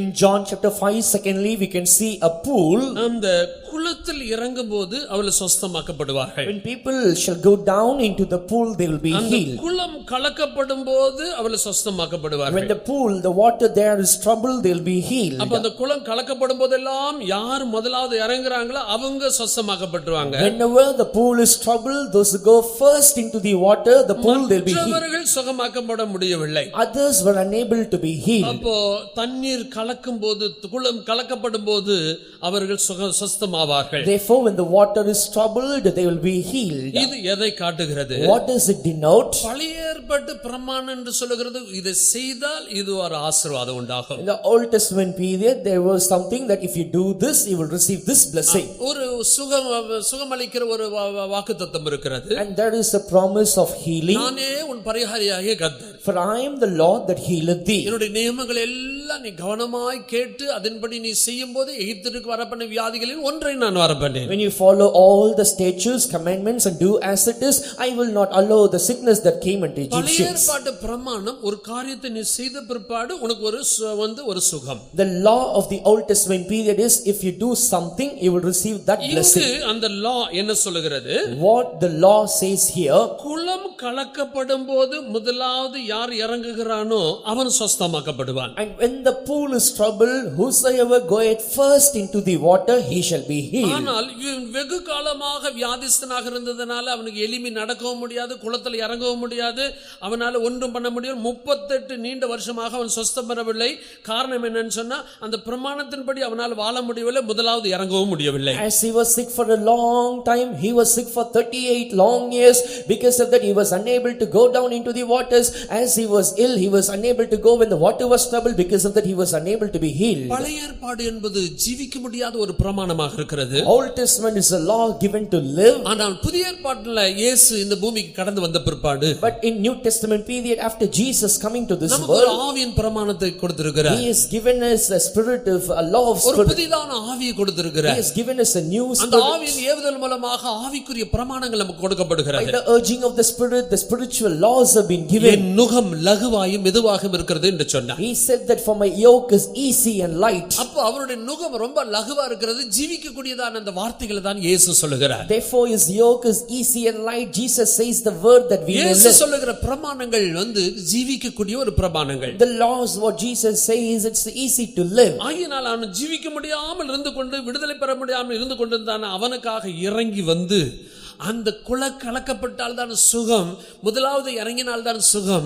ஆனால் இயேசு கடந்து வந்து அவனை மேல் மனதுருகக்கூடிய ஒருவராக இருந்து அவனுக்கு இறங்கி ஒரு அற்புதத்தை செய்தார். And this man was unable to go down into the water when the water was troubled. He was weak. Because of the Jesus came down, he touched him and he did a miracle there. அந்த பண்டிகையின் காலத்தில் மட்டும் அந்த தேவதூதன் வந்து கலக்குவான். And only at the time of the feast, the angel of God முதலாவது comes. இறங்குறது மட்டும் சொஸ்தமாவான். And only the person going down will be healed. இன்றைக்கு நமக்கு தந்திருக்கிற பண்டிகையில ஏதோ ஒரு நாள் கலக்குவதில்லை, தேவதூதன் என்றைக்கோ ஒரு நாள் கலக்குவதில்லை. இன்றைக்கு பரிசுத்த ஆவியானவர் நம்ம மத்தியில உலாவிக் கொண்டே இருக்கிறார். And in the feast what we have come here, angel of God doesn't come and trouble the water any time or some other time, but angel of God, the presence of God is moving in our midst always. தேவன் எப்போதும் நம்ம மத்தியில உலாவிக் கொண்டிருக்கிறார். Angels of God are moving in our midst ஏதோ always. ஒரு நாள் சுகம் மட்டுமல்ல, கர்த்தர் இன்றைக்கு உன்னை சுகமாக்கும்படியாகவே கர்த்தர் வந்திருக்கிறார். It is not a healing sometime or any time, but God has come here. அன்றைக்கு குளம் கலக்கப்பட்டது போல, And then as the இதோ தேவ ஆவியானவர் இன்றைக்கு நம்ம மத்தியில உலாவிக் கொண்டிருக்கிறார். behold, the Spirit of God is moving in our midst. பரிசுத்த ஆவியானவர் நம்ம மத்தியில உலாவிக் கொண்டிருக்கிறார். Holy Spirit is moving in our இன்றைக்கு midst. நீண்ட காலமாக இருக்கிறதான அந்த பிரச்சனைக்கு ஒரு முடிவு உண்டாக்கும்படியாக அவர் கடந்து The வந்திருக்கிறார். problem which is for a long time, he has come here to make an end for that. 2 நிமிஷம் நம்ம எல்லாரும் கண்களை மூடுவோமாக. 2 minutes shall we all close our எத்தனை eyes. பேர் எங்கள் மத்தியில தேவன் ஆசைவாடி கொண்டிருக்கிறார் என்று எத்தனை பேர் உணர How முடிகிறது? many of you are able to feel that God is moving in our midst? தேவ சமூகம் எங்கள் மத்தியில கடந்து வந்திருக்கிறது, என் தேவன் எங்கள் மத்தியில கடந்து வந்திருக்கிறார் என்று எத்தனை பேர் How விசுவாசிக்கிறீர்கள்? many of you believe that God is moving in our midst and the presence of God has come in our midst? இந்த பண்டிகையில தேவதூதன் கடந்து வரவில்லை, The angel of God has இதோ நம்முடைய இயேசு கடந்து வந்திருக்கிறார். Behold, our Jesus has come here. ஒரு நீண்ட கால பிரச்சனையை பார்த்து தான் வந்திருக்கிறார். He has looked into the long time problem and he has come நீண்ட here. காலத்தில் இருக்கக்கூடிய ஒரு பிரச்சனைக்கு இன்னைக்கு ஒரு முடிவு உண்டாக்க For போகிறார். a long time problem, he's going to make an end for அது you. ஒரு வியாதியாக இருக்கலாம், Perhaps it might be ஒருவேளை அது போராட்டமா இருக்கலாம், It might be a struggle. ஒருவேளை நீ போய் கொண்டிருக்கிற ஒரு நெருக்கமான பாதையாக It இருக்கலாம், might be the path of affliction. ஒருவேளை உனக்கு ஒரு பாவத்தின் வல்லமையா இருக்கலாம், Oh, it might be the powers of அல்லது sin. ஏதோ ஒரு பலவீனப்படுத்துகிற வல்லமையா It இருக்கலாம். might be some power. இதோ இயேசு உலாவி கொண்டிருக்கிறார். Oh, Jesus. இதோ குளம் கலக்கப்பட்டு கொண்டிருக்கிறது. All the pool is கண்களை மூடி கொஞ்ச நேரம் ஆவிக்குள்ளாக்கப்படுவோமாக. Close your eyes and be filled in the Spirit. இதோ ஆவியானவர் உன்னை தொடப் போகிறார். Oh, the Spirit of God is going to touch you. அற்புதங்களை செய்ய He's போகிறார். going to do your miracles. நீண்ட கால பிரச்சனைக்கு ஒரு முடிவு உண்டாக There's போகிறது. going to be an end for a long time. ஆவியானவர் உன்னை தொடுகிறார். Holy Spirit touches you. கர்த்தர் உன்னை பலப்படுத்துகிறார். God is strengthening you. ஓ நாசடா பகனா பகதுடா பகதுடா பகதுடா. எல்லாரும் தயவு செய்து யாரும் கண்களை திறக்க வேண்டாம். Please don't open your eyes. இது தேவன் உலாவுகிற நேரம். It's a time where God moves. பரிசுத்த ஆவியானவர் தொடுகிற நேரம். A time where Holy Spirit உன்னை touches. குணமாக்குகிற நேரம். Time where the pool is. அற்புதங்களை செய்யக்கூடிய ஒரு நேரம். Time where the miracles. விசுவாசிக்கிறவர்கள் ஆண்டவரை மகிமைப்படுத்திக் கொண்டே Those இருங்கள். who believe glorify கரங்களை God. தட்டி Clap ஆவிக்குள்ளாக்கப்படுங்கள். your hands and get filled. ஆவியானவரே உன்னை தொடுகிறார். Holy Spirit touches you. இதோ குளத்தை கலக்குகிறது போல Behold, as troubling. உன்னை ஆவியானவர் கலக்கி உனக்கு ஒரு அற்புதத்தை செய்ய Holy போகிறார். Spirit is going to trouble you and do your miracle. பரிசுத்த ஆவியானவர் அசைவாடி கொண்டிருக்கிறார். Holy Spirit is moving in our midst. ஆவிக்குள்ளாக்கப்படுங்கள். Get filled in the அந்நிய Spirit. பாஷை பேசுங்கள். Speak in and out there. ஓ அந்நிய பாஷை பேச வெட்கப்படாதீர்கள். Don't be ashamed to speak in and out. ஆண்டவரே இயேசுவே கூப்பிட வெட்கப்படாதீர்கள். Don't be ashamed to call Jesus. இதோ தேவன் குளத்தை கலக்கி கொண்டிருக்கிறார். All the pool is being இயேசு உன்னை நோக்கி வருகிறார். Jesus is coming towards you. ஓ நபகனா பகதுனா பகதுனா பகதுனா பகதுனா. தேவரீர் எழும்புவீர் வல்லமையுடனே ஓடுமே சத்துரு சேனைகள். தேவரீர் எழும்புவீர் வல்லமையுடனே வல்லமையோடு சத்துரு சேனைகள் ஜெயம் என்று ஆர்ப்பரித்து நாதனை கொண்டாடுவே. ஜெயம் என்று ஆர்ப்பரித்து நாதனை கொண்டாடுவே. எழும்போவே வல்லமையுடனே வல்லமை துரு சேனைகள் எழும்போவே வல்லமையுடனே ஓடுமே சத்துரு சேனைகள் என்று ஆர்ப்பரித்து நாதனை கொண்டாடுவே. ஆமென். ஆர்ப்பரித்து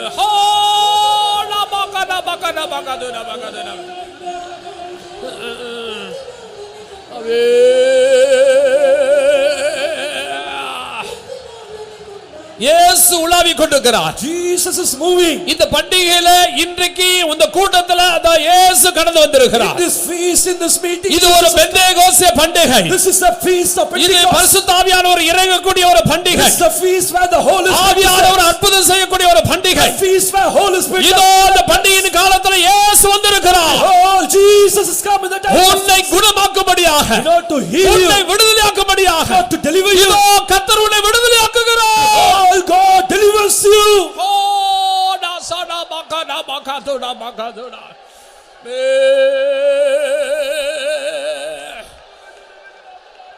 ஹalleluya. உனக்காகவே அவர் வந்திருக்கிறார். He has come for you. உன்னை தொடும்படியாகவே He வந்திருக்கிறார். has come to touch உனக்கு you. விடுதலை தரும்படியாகவே He has வந்திருக்கிறார். come to give deliverance to you. ஓ நாசடா பகதுடா பகதுடா. தேவரீர் எழும்போவீர் வல்லமையுடனே சிதறிய ஓடுமே சத்துரு சேனைகள். தேவரீர் எழும்போவீர் வல்லமையுடனே ஓடுமே சத்துரு சேனைகள். ஜெயம் ஜெயம் என்று ஆர்ப்பரித்து ஆர்ப்பரிப்போடு அதனை கொண்டாடுவேன். நாதனை கொண்டாடுவேன். எழும்போவர் வல்லமையுடனே ஓடுமே சத்துரு சேனைகள். எழும்போவர் வல்லமை.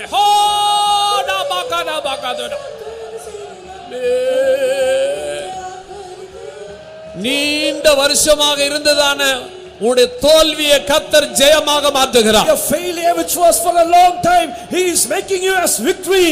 நீண்ட காலமாக இருந்த வியாதியை இன்றைக்கு ஆண்டவர் சுஸ்தமாக்குகிறார். A long time sickness, right now God is healing. நீண்ட காலமாக எதிர்பார்த்து கொண்டிருந்த அந்த அற்புத அற்புதத்தை இன்றைக்கு கர்த்தர் செய்கிறார். Long time the miracle what you are waiting is going to do. இன்றைக்கே உனக்கு ரட்சிப்பின் நாள். Today is the day of salvation. இன்றைக்கே உனக்கு அற்புதம் செய்யக்கூடிய நாள். Today is the day where he உன்னை தேடி அந்த இயேசு வந்திருக்கிறார். Jesus has come searching you. ஓ கர்த்தர் உங்களை தொடுகிறார். Lord, he touches you. அல்லேலூயா அல்லேலூயா அல்லேலூயா அல்லேலூயா அல்லேலூயா அல்லேலூயா. உட்காரும். மூன்றாவது 5 மண்டபங்கள். And thirdly are the 5 porches. இந்த 5 மண்டபங்கள் எதை காட்டுகிறது? What does this 5 porches denote? எபேசியர் 4 அதிகாரம் 13 வசனத்தை நாம் வாசிக்கலாம். Ephesians chapter 4 and let's read verse 13. அவர் சிலரை அப்போஸ்தலராகவும் சிலரை தீர்க்கதரிசிகளாகவும் சிலரை சுவிசேஷகராகவும் சிலரை மேய்ப்பராகவும் போதகராகவும் ஏற்படுத்தினார். அப்ப அங்க சொல்லப்பட்டிருக்கிறது இங்கு 5 விதமான அந்த உத்தியோகஸ்தரை நாம் பார்க்கிறோம். Here we can see about the 5 officers. அப்போ இதுக்குள்ள நம்ம கடந்து வரும்போது இந்த அற்புதம் செய்கிறது மட்டுமல்லாமல் நாம் அவரை போலவே மாறக்கூடிய ஒரு சத்திய உபதேசங்கள் நமக்கு கிடைக்கிறது. Therefore, after coming into this, not only we are being delivered and healed, but we are receiving the apostolic doctrine which we can receive. முதலாவது அங்க சொல்லப்பட்டிருக்கிற அப்போஸ்தலர்கள் என்று வாசிக்கிறோம். First is the apostles mentioned here. அதுக்கடுத்து தீர்க்கதரிசிகள், Next are the prophets, அதுக்கடுத்து சுவிசேஷகர், and next evangelists, அதுக்கடுத்து மேய்ப்பர், next shepherds. போதகரை ஏற்படுத்தினார் என்று நாம் We பார்க்கிறோம். can see as pastors and teachers. மற்ற எல்லா ஊழியர்களும் இந்த அப்போஸ்தலருக்கு கீழே தான் இருந்து கொண்டிருக்கிறது. All of the ministries are under these apostles. அப்போ இந்த அப்போஸ்தலர்கள் என்று சொன்னா அதுக்கு அர்த்தம் என்ன? What is the meaning of the word apostles? அனுப்பப்பட்டவன். One who is sent. அந்த அனுப்பப்பட்டது முதலாவது யாரு? And who is being sent first? கர்த்தராகிய இயேசு கிறிஸ்து பரலோகத்திலிருந்து பூமிக்கு அனுப்பப்பட்டார். The Lord Jesus Christ first of all from heaven is being sent. அதுக்கு பிற்பாடு அனுப்பப்பட்டவர்கள் யார்? And next who have been sent? அந்த 12 சீஷர்களை அனுப்பினார். He sent the 12 disciples. அதுக்கு பிற்பாடு அனுப்பப்பட்டவர்கள் யார்? Next who have been sent? அவரை போலவே ஊழியம் செய்யக்கூடியதான ஒரு கூட்டத்தார். One group of people who can minister like him. அதனால அந்த இடத்துக்கு தான் உன்னை தேவன் கொண்டு வந்திருக்கிறார். Therefore God has brought you to that particular place. இப்படிப்பட்ட ஒரு அனுபவத்துக்குள்ள, இப்படிப்பட்ட ஒரு சத்தியத்துக்குள்ள, இப்படிப்பட்ட அப்போஸ்தல ஐக்கியத்துக்குள்ள கொண்டு வந்தபடியினால் ஆண்டவருக்கு அதிகமாக நன்றி செலுத்து. இங்குதான் உன்னை பூர்ணப்படுத்தி தேவனை போல மாற்றக்கூடிய சத்திய உபதேசங்கள் இருக்கிற ஒரு இடம். Therefore you should be grateful unto God, for God has brought you to the fellowship of the saints of God. Only in this place we have the doctrines and truths that can be change you as Jesus. அப்ப அந்த 5 மண்டபங்கள் இந்த 5 விதமான அந்த ஊழியங்களை, அந்த உத்தியோகஸ்தரை காட்டுகிறது. இங்குதான் தேவன் நம்மை கொண்டு வந்திருக்கிறார். Therefore the 5 porches, it denotes the 5 offices, the office ministries in which God has brought us to. அதுக்கு அடுத்து இந்த 4வது என்ன சொல்லப்பட்டிருக்கிறது? Fourthly, what has been mentioned there? அந்த பெதஸ்தா குளம், பெதஸ்தா என்ற ஒரு வார்த்தை இருக்கிறது. There is a word called Bethesda. பெதஸ்தான்னு சொன்னா அதனுடைய அர்த்தம் என்ன? What is the meaning of the word Bethesda? House of mercy, கிருபையின் வீடு என்று சொல்லுகிறது. It is called as the house of mercy. உனக்கு கிருபை நிறைந்த ஒரு இடத்துக்குள்ள தான் தேவன் உன்னை கொண்டு வந்திருக்கிறார். God has brought you to a place where grace is filled. இங்குதான் தேவனுடைய கிருபை உனக்கு கிடைக்கிறது. Only here you receive the grace of ஒரு God. அர்த்தம் பெதஸ்தான்னு சொன்னா அதுக்கு அர்த்தம் என்ன? What is the another meaning for the word flowing Bethesda? water என்று சொல்லுகிறது. It denotes the flowing water. எப்போது உன் மேல வந்து இறங்கக்கூடிய ஒரு ஆசீர்வாதம் இறங்கக்கூடிய ஒரு இடம். Always this is a place where the blessings descend upon you. அபிஷேகம் இறங்கக்கூடிய ஒரு இடம். It's a place where the anointing கிருபை இறங்கக்கூடிய ஒரு இடம். place where the grace descends. வசனங்கள் உபதேசங்களும் பனியை போல வந்து இறங்கக்கூடிய ஒரு இடம். It's a place where the word and the doctrines descend as dew.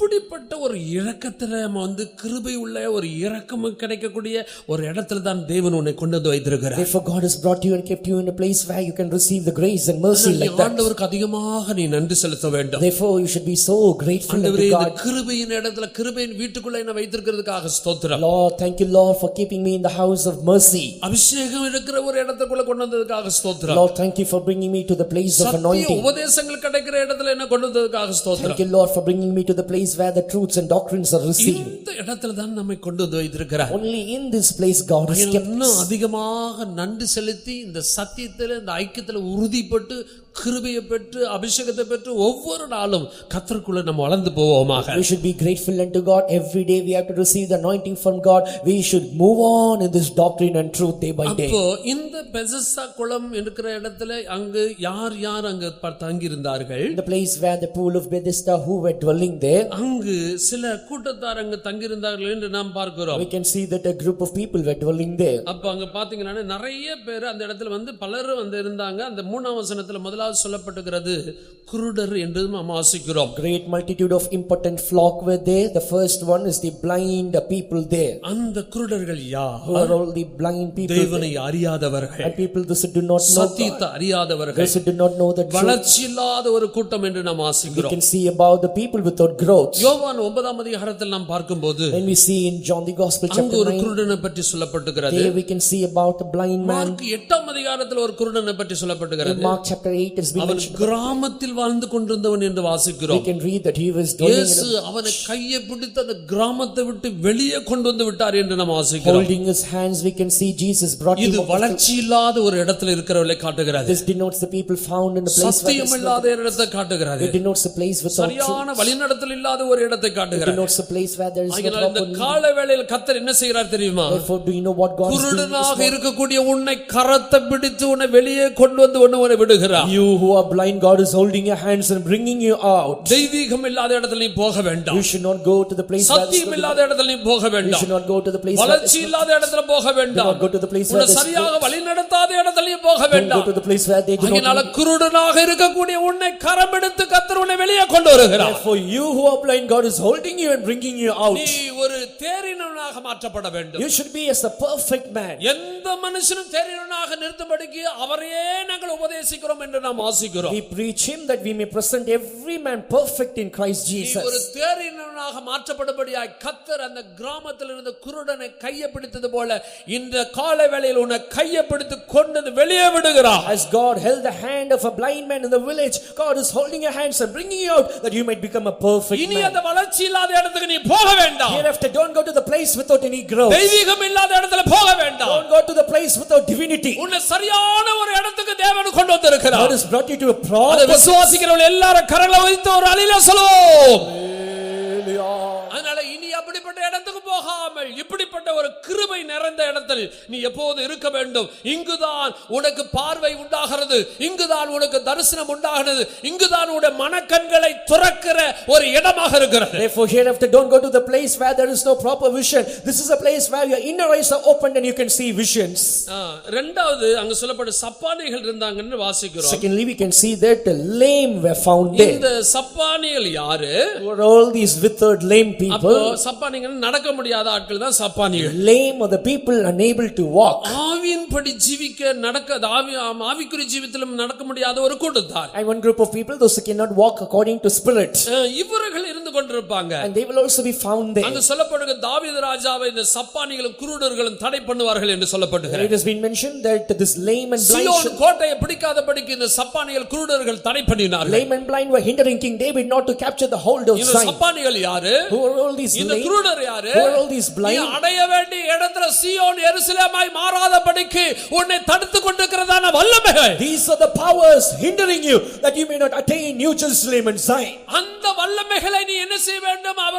அவனை பார்த்து அவளை மேற்கொண்டு நீ கடந்து போக வேண்டும். You have to look at them, you have to prevail over them, overcome, and you have to go forward. தடுக்கக்கூடிய அந்த வல்லமையிலிருந்து நீ வெளியே வர You வேண்டும். have to come out of the powers that are hindering you. இன்னும் எத்தனையோ நாட்களாக சப்பானியாகவே இருந்து கொண்டிருக்கிறாய். உனக்கு ஒரு ஆவிக்குரிய ஜீவியத்தை, ஒரு மேன்மையான ஜீவியத்தை கர்த்தர் வைத்திருக்கிறார். அந்த மேன்மையான ஜீவியத்தை செய்யும்படியாக நீ அழைக்கப்பட்டவன். நீ முடவனாக சப்பானியாக இருக்கக்கூடியவன் அல்ல, எழும்பி குதித்து நடக்கக்கூடியவனாக மாற வேண்டும். For a long time you have been found as a blind and a lame man, but God has kept a spiritual life, a best life. You have to walk, you have to leap, and you have to join in this group. அன்றைக்கு பேதுரும் யோவானும் அந்த அப்போஸ்தலர் நடபடிகள் 3ஆம் அதிகாரத்தில் வரும்போது பிறவிலிருந்தே இருந்ததான சப்பானி அவன் எழும்பி நடந்து குதித்து நடந்தது போல நீ கூட எழும்பி நடந்து குதித்து சந்தோஷத்தோடு ஆண்டவரை மகிமைப்படுத்தும்படியாக அழைக்கப்பட்டவர். And you are the people called that you may stand, you may jump, you may leap and worship God as Peter and James did. எழும்பு, இயேசுவின் நாமத்தில் எழும்பு. Arise in the name of Jesus. எழும்பு, நடக்கக்கூடியவன். Arise and when குதித்து நடக்கக்கூடியவன். when you walks and jumps, மகிழ்ச்சியோடு சந்தோஷத்தோடு ஆண்டவரை மகிமைப்படுத்தக்கூடியவன். you can glorify with happiness. சப்பானியா இருக்கக்கூடிய நீ எழும்பக்கூடிய நேரம் வந்து விட்டது. And you are a lame, this is the time that you may arise. கரங்களை தட்டி ஆண்டவரை மகிமைப்படுத்துங்க. Clap your hands and glorify God. கர்த்தர் பெரிய காரியங்களை செய்ய போகிறார். God is going to do great things. இதுவரைக்கும் இருந்த வாழ்க்கையில இனி வரக்கூடிய வாழ்க்கை சந்தோஷமாய் கர்த்தரை மகிமைப்படுத்தக்கூடிய ஒரு வாழ்க்கை தர போகிறார். Not as a life you lived before, but hereafter it's a life that you may be happy and glorify God. சப்பானியா இருக்கிற நீ எழும்பு. You who are lame, எழும்பு, எழும்பு, குதித்து நட. arise, arise, jump and walk. எல்லாரும் ஒரு அல்லேலூயா சொல்லுவோம். Hallelujah. அதுக்கு அடுத்ததால நாம் பார்க்கிறோம். Next we see, அந்த 3ஆம் வசனத்தில் பார்க்கும்போது the third verse when we see, அங்கு குருடர் சப்பானிகள் சூம்பின உறுப்புடையவர்கள். next are the group of people where the members of the body are withered down. வித்தோட் என்றதான ஒரு வார்த்தை இருக்கிறது. We can see the parts are withered. அவர்கள் வந்து சூம்பினவர்கள். சூம்பினன்னு சொன்னா அந்த கை இருக்கணும், சூம்பிச்சனா ஒண்ணுமே செய்ய முடியாது. If there is a hand, if it is withered or dried, they cannot do anything with that hand. கால் இருந்துச்சனா கால் சூம்பிருச்சனா காலால ஒண்ணும் செய்ய முடியாது. They may have legs, and if it is withered, they cannot do anything. கண் சூம்பி போனா கண்ணுல பார்வை இருக்காது. If the eyes are withered, they cannot see sight. இது சரீரம் இருந்தும் உனக்கு ஆரோக்கியம் இருந்தும் கர்த்தருக்காக கிரியை செய்ய முடியாத, ஊழியம் செய்ய முடியாத ஒரு கூட்டத்தாரை காட்டுகிறார். This denotes a group of people though having the body, though having the strength, not doing ministries for God. சூம்பினவர்களே அங்க சொல்லப்பட்டிருக்கிறது. மார்க் 3ஆம் அதிகாரத்திலும் யோவான் 9ஆம் அதிகாரத்திலும் அந்த மத்தேயு 12ஆம் அதிகாரத்திலும் சூம்பின கையை உடையவனை ஒருவனை தேவன் கையை நீட்டு என்று சொல்லும்போது முந்தின அது மற்ற கையை போல இந்த கையை மாறின சூம்பின சூழ்நிலை மாறிவிட்டது என்று வாசிக்கிறோம். We can read in Mark chapter 3, John the Gospel chapter 9 and Matthew chapter 12 that when Jesus said that stretch forth a withered hand, all the withered experience were changed. அதனால ஆண்டவர் உனக்கு நீ சூம்பின அனுபவத்தை கர்த்தர் மாற்றுகிறார். Therefore God is changing all the withered experiences today. இனி வரக்கூடிய காலங்களோட கை கால் சூம்பி போகாது. The days to come, your hands and legs will உடைய வாழ்க்கை சூம்பி போகாது. Your life shall never, உடைய ஊழியங்கள் சூம்பி போகாது. இதோ கர்த்தர் அற்புதங்களை செய்கிறார். oh God does wonders. எல்லாரும் ஒரு அல்லேலூயா சொல்லுவோம்.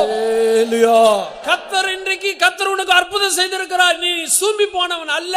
உடைய பழைய கையை போல உடைய வந்து மற்ற கைகளை போலவே அது மாறும். ஒரு அற்புதங்கள் உனக்கு உண்டாகும். God has done wonders in your life. Your hands are not as a withered hands like others. Your hands will be good and you can do all the works like them. அப்ப அந்த 38 வருஷமாக இருந்ததான அவனை கர்த்தர் தொட்டால் சுகமாக்கினார். Therefore a man who had the infirmity for 38 long years, Jesus அப்ப அந்த touched. 38 வருஷம்ன்றது சொல்றதுக்கு அதுக்கு அதோட அர்த்தம் என்ன? What is the meaning? What is the meaning for 38 long? உபாகமம் 2ஆம் அதிகாரம் 14ஆம் வசனத்தில் வாசிக்கும்போது காதேஸ் பர்னேயா என்றதான ஒரு இடம் இருக்கிறது. In Deuteronomy chapter 2 and verse 14 we can see a place called Kadesh. 38 வருஷமாக அவர்கள் என்ன செய்தா காதேஸ் பர்னேயாவுல 38 வருஷமாக அங்க இருந்தார்கள் என்று வாசிக்கிறோம். We can read that for 38 long years they were found in the place called Kadesh Barnea. அந்த பாதை அந்த காதேஸ் பர்னேயாவுல வரும்போது 38 வருஷம் ஆனது. And when they came to the place called Kadesh Barnea, there was 38 long years. அது ஒரு வனாந்தரம். It was a wilderness. அது ஒரு ஆசீர்வாதம் இல்லாத இடம். It's a place without blessings. அது மாத்திரல்ல அவள் சந்தேகப்பட்டதானே ஆண்டவர் அவிசுவாசப்பட்ட ஒரு இடம். And it is the place where they doubted God and they were unbelieving God. கர்த்தர் இன்னைக்கு கூட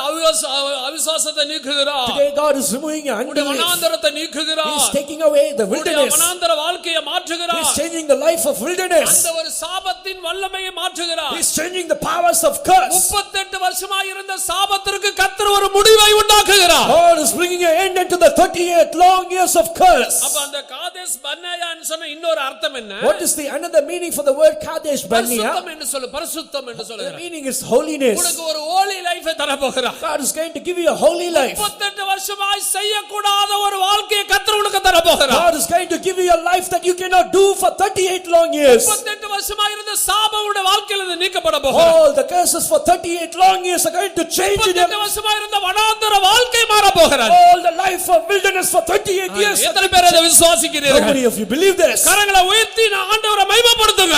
Lift up your hands and glorify God. கர்த்தர் பெரிய காரியங்களை செய்ய God போகிறார். is going to do great things. கடைசியாக ஒரு வசனத்தை நாம் வாசிக்கலாம். Finally we can read a verse. யோவான் 5ஆம் அதிகாரம் 15ஆம் வசனத்தை நாம் John வாசிக்கலாம். chapter 5 and verse 15. அந்த மனுஷன் போய் தன்னை சொஸ்தமாக்கினவர் இயேசு என்று யூதர்களுக்கு அறிவித்தான். அந்த மனுஷன் போய் இயேசு சொஸ்தமாக்கினார் என்று சொல்லி எல்லாருக்கும் அறிவித்தான். உன்னை ஆண்டவர் இன்றைக்கு நீண்ட காலமாக இருக்கிற அந்த பிரச்சனையை மாற்றப் போகிறார். இனி போய் அந்த யூதர்களுக்கு மற்ற ஜனங்களுக்கு தேவ சமூகத்தில் நீ ஆண்டவரை மகிமைப்படுத்த போகிறாய். The man departed and told that Jesus has healed him. In the same manner, God is going to deliver you from all the problems for 38 long years. Because of that, you are going to go out and proclaim the name of Jesus, saying that Jesus has healed you. நீ ஒரு thank offering உண்டாக்க போகிறாய். And you are going to do and track office.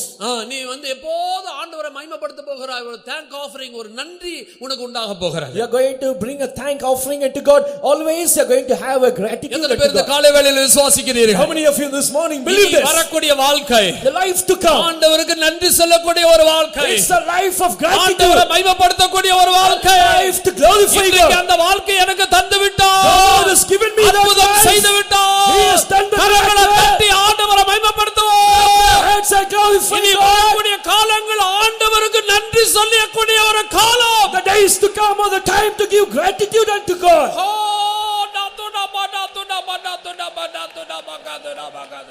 ஸ்தோத்திரம் இயேசுநாதா, மகென்றும் ஸ்தோத்திரம் இயேசுநாதா, ஸ்தோத்திரம் இயேசுநாதா. எல்லாரும் நன்றியோடு கூட ஸ்தோத்திரம் இயேசுநாதா, ஸ்தோத்திரம் செய்கிறோம் நின்னடியா திரு அமத்தினாதரவில், நம் செய்கிறோம் திரு நாமத்தினாதரவில். நீரல்லால் எங்களுக்கு யாருண்டு ஜீவனாதா, நீரல்லால் எங்களுக்கு யாருண்டு ஜீவனாதா, நீரே எந்தி பரத்தில் எரே ஒரு திட்டமில்லை பரனே, பரத்தில் நன்றியோடு திட்டமில்லை பரனே, எல்லால் எங்களுக்கு உலகத்தில் யாருண்டு ஜீவனாதா, எங்களுக்கு உலகத்தில் யாருண்டு ஜீவனாதா, நீரே என்று பரத்தில் ஒரு திட்டமில்லை பரலே, என்று பரத்தில் ஒரு திட்டமில்லை பரலே, பரத்தில் ஒரு திட்டமில்லை பரலே.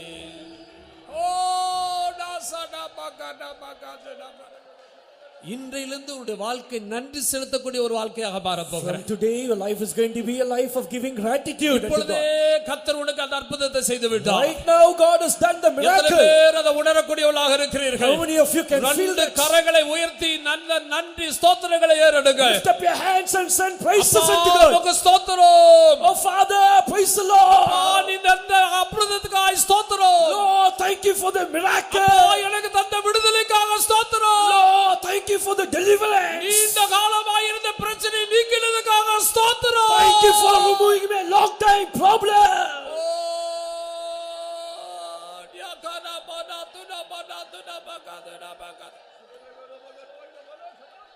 எல்லாரும் ஒரு 3 அல்லேலூயா சொல்லுவோம்.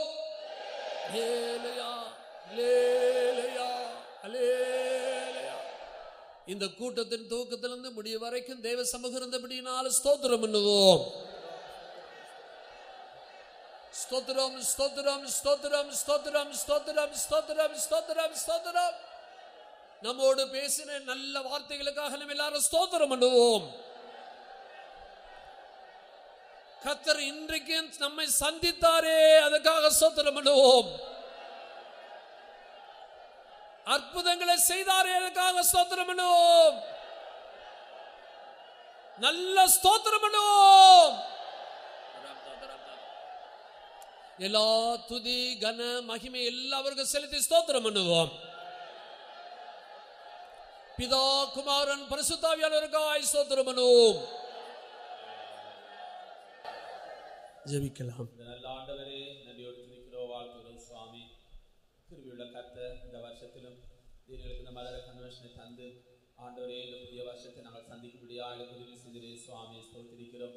கடந்த நாட்களான எங்களை ஆசீர்வதிக்கப்பட்டதான நல்ல ஆசீர்வாதங்களை தந்திருந்தே, ஆனாலும் ஆண்டவரே இந்த நாட்களை ஒன்று கூட நாங்கள் புதுப்பித்துக் கொள்ளும்படியாக ஒரு நல்ல தருணத்தை இந்த கன்வென்ஷன் கூட்டத்தின் 2ஆம் நாளில் தந்திரே சுவாமி. ஸ்தோத்திரிக்கிறோம். இந்த கூட்டத்தினுடைய ஒவ்வொரு பகுதிகளையும் இப்பேற்பட்ட ஆசீர்வதித்தபடி நான் நன்றியோடு ஸ்தோத்திரிக்கிறேன். தாவே என்ன நோக்கத்துக்காக நிதிகளை கொண்டு வந்தீரோ அந்த நோக்கத்தை முற்றிலுமாக நிறைவேற்றும்படியாக நாங்கள் ஜெபிக்கிறோம். தாவே இந்த பாட்டு பகுதிகள், ஜெப பகுதிகள், சாட்சி பகுதிகள் எல்லாவற்றையும் பொறுப்படுத்த ஆசீர்வதித்தீரே சுவாமி. ஸ்தோத்திரிக்கிறோம்.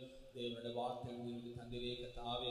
ஆண்டவரே 38 வருட காலமாக அந்த பிரதிஷ்டாபன தண்டையில் தான் மனிதனுக்கு அப்பா ஒரு பெரிய சௌக்கியத்தை கொடுக்கும்படியாக இது வந்தீரே சுவாமி.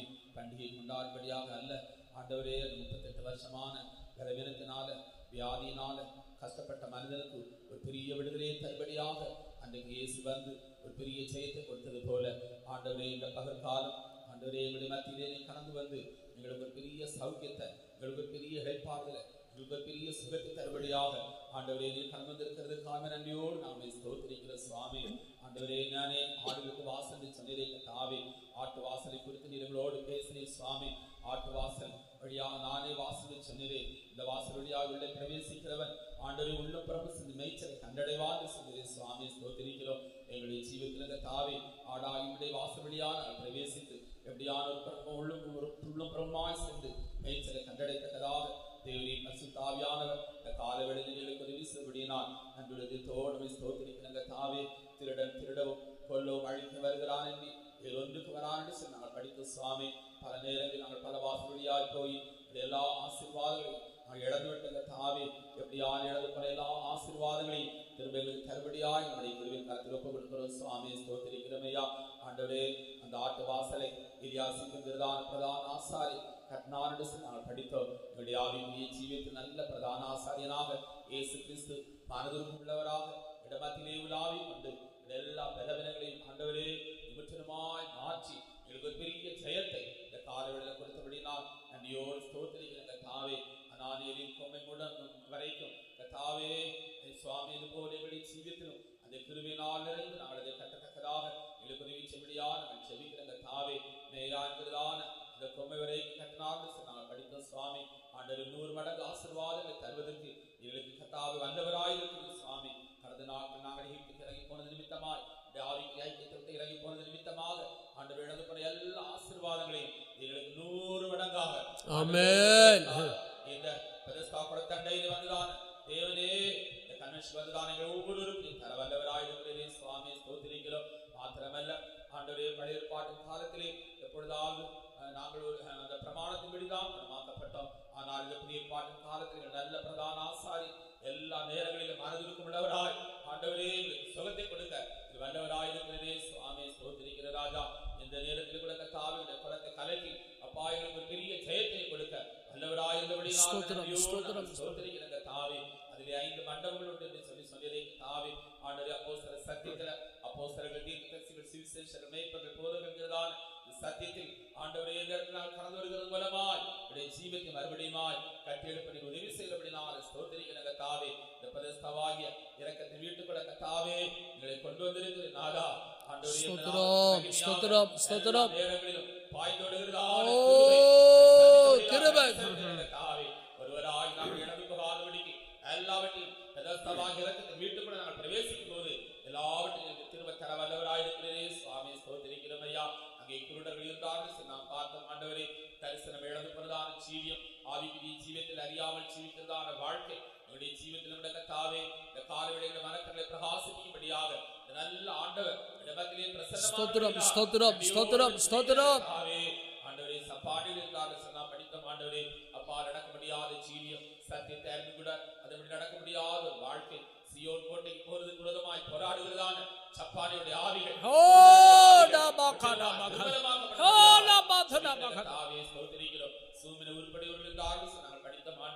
எங்களால் செய்விட முடியாத வாழ்க்கை, தோல்வியின் வாழ்க்கை கர்த்தாவே. இத்தனை ஆண்டு காலங்களும் சத்தியத்துகள் இருந்தால் ஒரு பெரிய மேன்மை நாங்கள் அடைந்து கொள்ள முடியாதபடிக்கு ஆண்டவரே என்னுடைய வாழ்க்கை பாழாய்விட்டதே சுவாமி ஸ்தோத்திரம். இந்த நாளிலும் சுவாமி நாங்கள் காதேஸ் பர்னியாவுக்கு வந்திருக்கிறோம். கர்த்தர் இறக்க பாராட்டுனாரா இந்த காதேஸ் பர்னியாவில் இருந்துதான் ஜனத்துக்கு 38 நாட்கள் அங்கே தங்கியிருந்தது நிமித்தமாய் ஆண்டு அங்குள்ளதான் எல்லா வறட்சி அனுபவித்ததான ஜனங்களுக்கு நீர் ஒரு பெரிய ஆசீர்வாதத்தை கொடுத்தது போல பெரிய ஆசீர்வாதத்தை கொண்டு வந்திருக்கிறீரையா. உங்களுக்கு பெரிய பரிசுத்தத்தை நீர் கொண்டு ஸ்தோத்திரம். பரிசுத்தமாக்கப்பட்டதான சபையை சேர்க்கும்படியாக அத்தியாகாயத்தில் கர்த்தராகிய இயேசு கிறிஸ்து வெகு சீக்கிரமாக வெளிப்பட போகிறீர். ஆண்டவரே சந்திகளை தகுதிப்படுத்தும் தாழ்த்துவிட பலமுள்ள கரங்களை ஒப்புக் கொடுக்கிறோம். இயேசுவின் நாமத்தில் ஜெபங்கள் நல்ல பிதாவே, ஆமென். எல்லாரும் ஸ்தோத்திரம் பண்ணுவோம். ஸ்தோத்திரம் ஸ்தோத்திரம் ஸ்தோத்திரம் ஸ்தோத்திரம். நம்முடைய கர்த்தராகிய இயேசு கிறிஸ்துவினுடைய கிருபையும் பிதாவாகிய தேவனுடைய அன்பும் பரிசுத்த ஆவியானுடைய ஐக்கியமும் நம்மோடும் சகல பரிசுத்தவான்களோடும் கூட அவருடைய வருகை மட்டும் இருப்பதாக. அல்லேலூயா.